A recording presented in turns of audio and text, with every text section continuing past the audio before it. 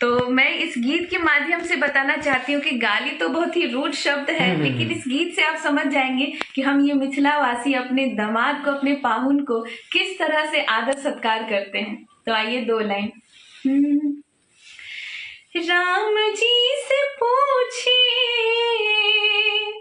राम जी से पूछे जनकपुर की नारी, बता दा बाबुआ, बता दा बाबुआ, लोगवा देत काहे गारी, बता दा बाबुआ, लोगवा देत काहे गारी, बता दा बाबुआ।